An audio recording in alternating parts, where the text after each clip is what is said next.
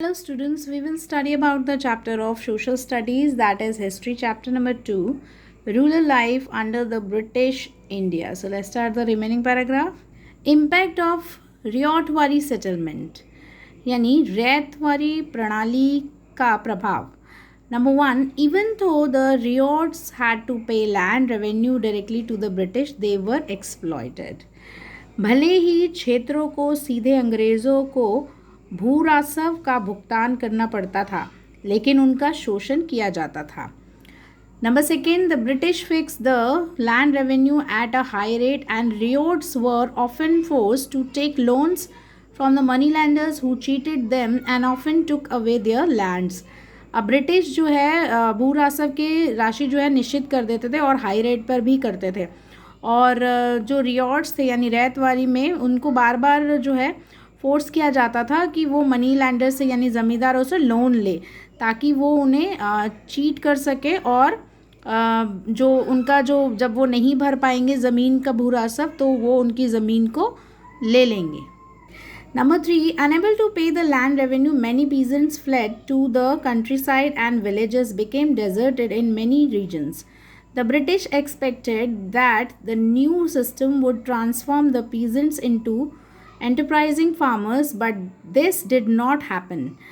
अब जो भू राजस्व भरने में असमर्थ थे जो काफ़ी सारे किसान, वो भाग जाते थे ग्रामीण इलाकों में, ठीक है, और जो गांव के बहुत सारे जो क्षेत्र थे इसीलिए वीरान हो गए थे. अब ब्रिटिश को उम्मीद थी कि जो नया सिस्टम किसानों के लिए आ रहा है, नई व्यवस्था जो आ रही है किसानों को, वो उद्यमी किसानों में बदल देगी, लेकिन ऐसा कुछ नहीं हुआ. नेक्स्ट है महालवारी सेटलमेंट यानी महालवारी व्यवस्था. In 1892, the Mahalwari settlement was introduced by a British officer named Holt Mackenzie in Punjab, Northwest Provinces and Awadh. यानी कि 1892 में महालवारी जो व्यवस्था थी उसे इंट्रोड्यूस कराया ब्रिटिश ऑफिसर ने, जिनका नाम था हॉल्ट मैकेंजी, जो कि पंजाब में उत्तरी पश्चिम प्रांत के और अवध के थे. तो इस सिस्टम में क्या है, ये सेटलमेंट था. A settlement was made with a group of villages collectively called mahal. The estimated revenue of each plot of land within the village was added up to calculate the revenue that each village had to pay. This demand was revised periodically. अब इस system में ये जो व्यवस्था थी इसमें एक group बनाया गया था गांव का, जिसे महल कहा जाता था, और इसमें अनुमान लगाया जाता था कि जो भू राजस्व है उसका हर एक जो प्लॉट है वो गांव का ही है, उसमें जो है कैलकुलेट करके ज़मीन ऐड की जाती थी, और उसका हर एक गांव का जो है वो मेजरमेंट के हिसाब से उनको पे करना पड़ता था. तो ये मांग थी कि उसे समय से बार बार जो है रिवाइज करना पड़ता था. ये मांग की गई थी कि समय टू समय यानी कि टाइम टू टाइम उसे रिवाइज्ड करना चाहिए. The responsibility of collecting the land revenue and paying it to the company was given to the village headman. Thus, through this system, the British tried to preserve the villages as an important social institution of North India. भू राजस्व को पे करने की जिम्मेदारी जो है वो कंपनी के जो गांव के जो कंपनी बनाई गई थी उसमें गांव का जो हेडमैन होता था उसे दी गई थी.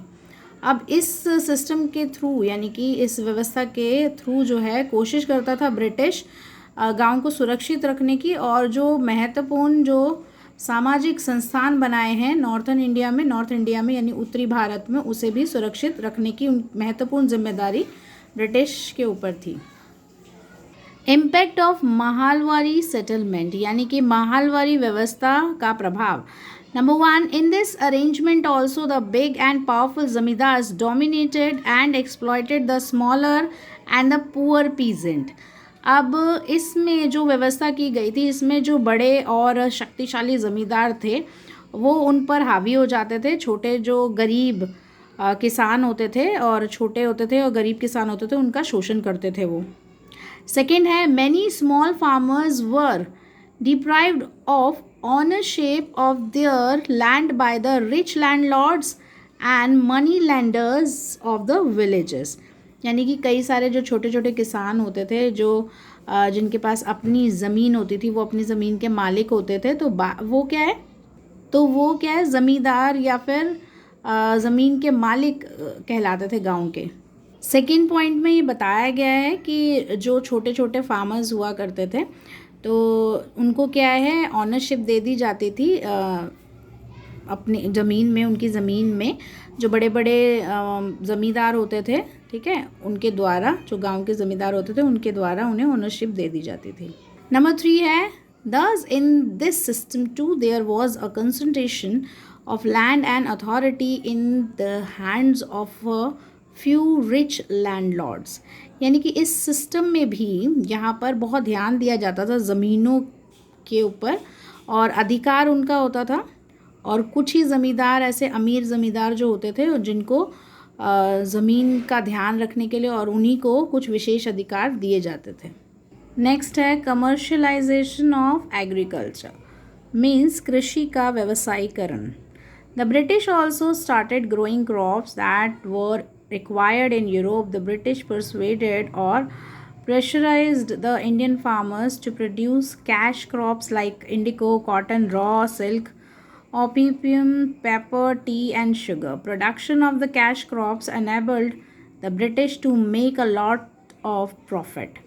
यानी कि जो ब्रिटिश है उन्होंने क्या है ग्रोइंग करना स्टार्ट कर दिया, यानी कि यूरोप की मांग थी उस पर उन्होंने उपज करना शुरू कर दिया। ब्रिटिश जो है वो चाहती थी कि जो फार्मर्स हैं वो कैश क्रॉप्स जैसे कि जो नील की खेती है या कपास की, कच्चा सिल्क है, अफीम है, काली मिर्च, चाय, चीनी, इनकी जो है खेती करे और इनकी जो पैदावार है, जो भी प्रोडक्शन होगी इनमें वो सक्षम रहें ताकि ब्रिटिश लोग अपना फ़ायदा बना सकें। The brutal and exploitative face of British imperialism can be explained better by the incident when the Chinese tried to stop the illegal opium trade by the British and the British declared a war against them. This wars were called the Opium Wars। यानी कि वो बहुत ही ज़्यादा जो अंग्रेज़ लोग थे बहुत ही क्रूर और शोषक थे। अब उन्होंने क्या है साम्राज्यवाद यानी वहाँ पर एक्सप्लेन करा, वहाँ पर फैला दिया, और ये घटना हुई थी। चाइनीज़ ने काफ़ी कोशिश की थी कि इस गैरकानूनी ढंग से जो अफ़ीम की वहाँ पर व्यापार हो रहा है उसको बंद करवाया जाए, लेकिन ब्रिटिश ने क्या किया, उनके खिलाफ जो है लड़ाई यानी युद्ध छेड़ दिया, और इस युद्ध को जो है अफ़ीम युद्ध कहा गया। नेक्स्ट है कल्टीवेशन ऑफ ओपियम, यानी कि अफ़ीम की खेती। The British bought tea from China and had to pay for it in silver because the Chinese were self-sufficient and did not want Western goods. But soon they came up with a very cunning and corrupt plan of producing opium in India and then smuggling it into China. The British did not hesitate in taking up this completely illegal trade as it supported them in financing their tea trade. अब जो British थी वो चाय जो है China से लाती थी, उसके लिए वो सिल्वर में पे करती थी, लेकिन जो चाइनीज़ है वो सेल्फ सफिशिएंट था, यानी खुद पर ही सक्षम था वो, और वो नहीं चाहता था कि जो पश्चिम है वहाँ से, यानी कि वहाँ से अच्छा खासा जो उनका अच्छे से हो, वो ऐसा नहीं चाहता था। लेकिन क्या है बहुत जल्द ही वो वहाँ आ गया और काफ़ी चालाकी से और बहुत ही गलत तरीके से उन्होंने अफ़ीम को प्रोड्यूस करने का प्लान बनाया कि वो वहाँ पर वो अफ़ीम की खेती करेंगे भारत में और फिर उसे स्मगलिंग करेंगे चाइना में, ठीक है, चाइना में। तो अब ब्रिटिश जो है बिल्कुल भी इस चीज़ को करने से वो झिझक भी नहीं रहे थे, कम्प्लीटली ये गैर कानूनी ढंग से करना था काम को, और वो उसको सपोर्ट कर रहे थे अंग्रेज़ लोग जो थे, ताकि उन्हें फाइनेंसिंग टी ट्रेड में मिल सके।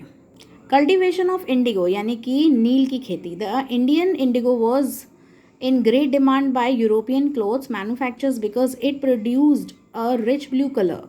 During the last decades of the 18th century, indigo cultivation in Bengal expanded rapidly and soon came to dominate the world market।